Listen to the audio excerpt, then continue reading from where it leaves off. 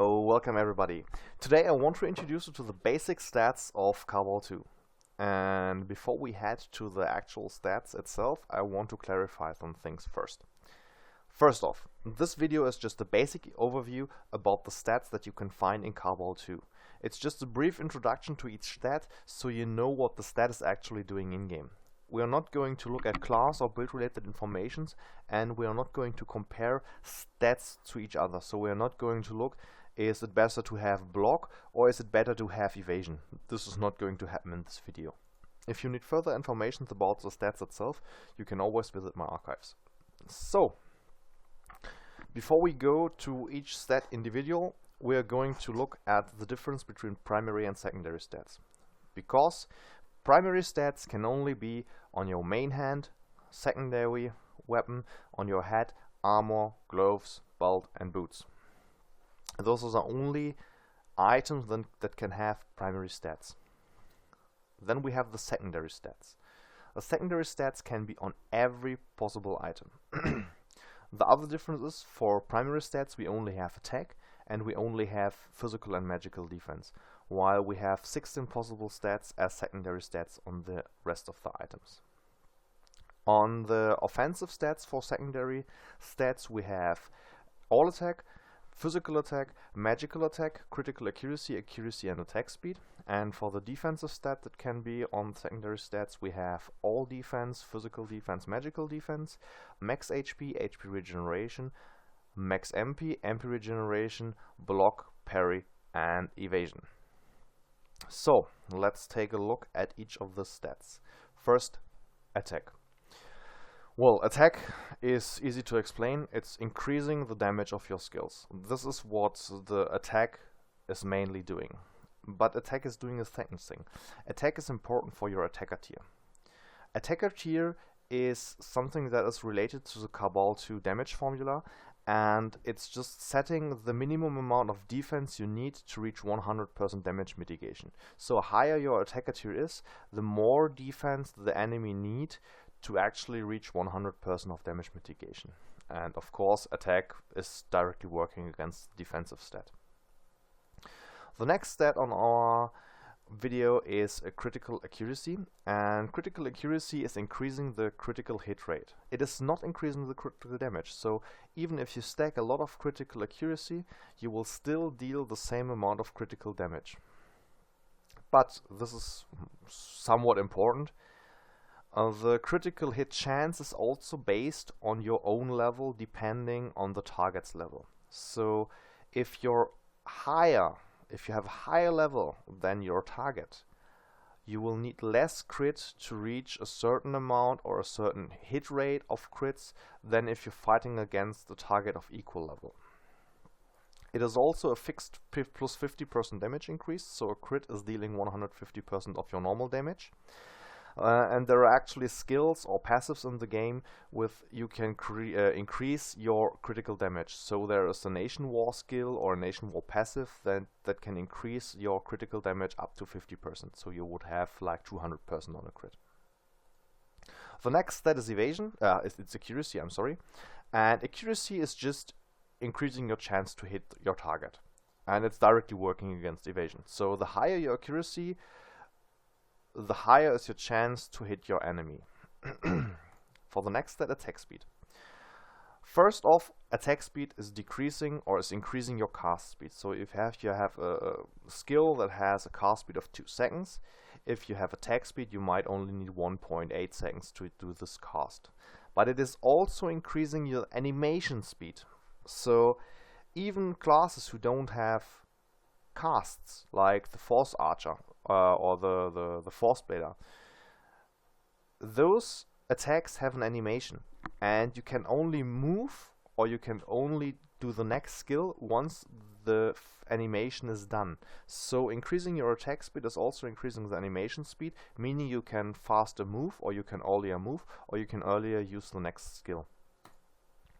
I'm currently working on a formula that's converting attack speed points into the actual reduction, but I don't had enough information, or I don't had enough research in the CBT to create an accurate formula that's working for a high amount of attack speed.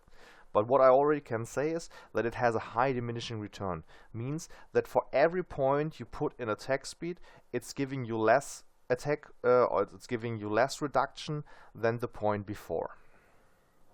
Once I have a formula, I will let you know. Be sure of that. So let's go for the defense and for the resistance stats. Well, its defense is just a linear damage reduction. So X points of defense are worth 1% of damage mitigation. And this is also bound or based to the attacker's tier. Again, it's something that's related to the Cabal 2 damage formula. The higher your enemy's attacker tiers, the more defense you need to reach 100% damage mitigation. And one important thing for PvE, in PvE, mobs only deal physical damage. Even this Bone Dragon, Lich Wizard,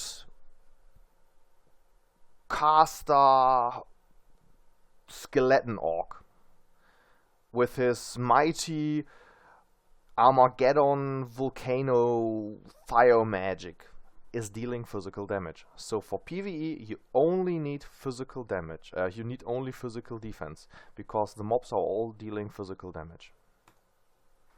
Next is max HP and HP regeneration. Well, both are like self-explaining them, but for max HP we have a flat increase of the HP. And if you increase your HP regeneration, you will have a higher HP regeneration in combat and out of combat. Same for MP. It's just increasing your maximum MP and it's increasing your MP regeneration in combat or out of combat.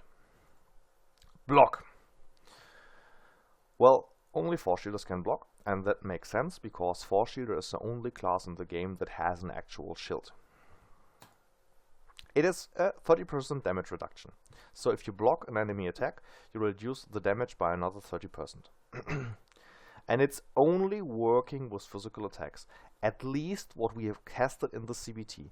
I will just talk a little bit more about this later. But first let's go to Parry. Parry in the CBT was called Weapon Block, and we've spoken to, or I've spoken to a GM, and the GM said they might want to change it to Parry, because that's actually what a Weapon Block is. It's just a parry. Parrying is reducing the damage by 50%, and again you only can parry physical attacks. But here's the but. We had also 4 block. There was a bug in the CBT, and if you were attacking some player who had actually a high block or parry value, and this player actually blocked or parried your attack, as attacker you wouldn't see the block or the parry announcement. If you're the defender, you've seen the block and the parry, and this is just a display bug for the PvP section. Still, because of this, I'm not sure that PvE mobs can block or can parry your attack, because if we have the same display bug then in the PvP, that would mean that as an attacker we wouldn't see if the enemy is actual blocking or parrying an attack. And it also could be that this is a possible bug with magical attacks. I've talked to a GM, and it was Doug. It was GM Doug. And he said that it should be possible, he wasn't sure himself, but he said it should be possible to block magical attacks or to parry magical attacks. It didn't work in the CBT, but still it could be a possible bug due to a display bug. So it actually blocked or parried the attacks, but it didn't show us because we had those display bugs in the CBT. And the last stat we are going to explain is Evasion. Well, Evasion is a 100% damage reduction, because if you evade an enemy attack or the enemy miss you, that's like no damage. And it's working with both magical and physical attacks. So even if you have this wizard who is just casting his mighty snowstorm volcano Armageddon skill with like the whole screen is one attack, you could still evade this attack, because we are able to evade magical attacks. And this is confirmed. Evasion is working against accuracy, like accuracy is working against evasion, it's clear. And here's one thing I claim. I claim PvE mobs don't have accuracy. Why do I claim this? Well, first off, evasion is very strong in PvE, and here is why.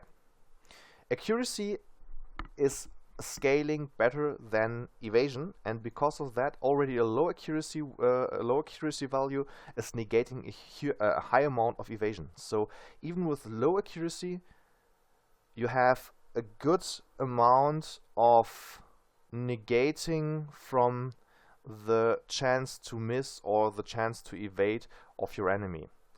And in PvE, if you have a high evasion value, it's like you always dodging, like you can dodge the whole time, and this is why PvE, this is why evasion is very strong in PvE, and also why PvE mobs don't have accuracy.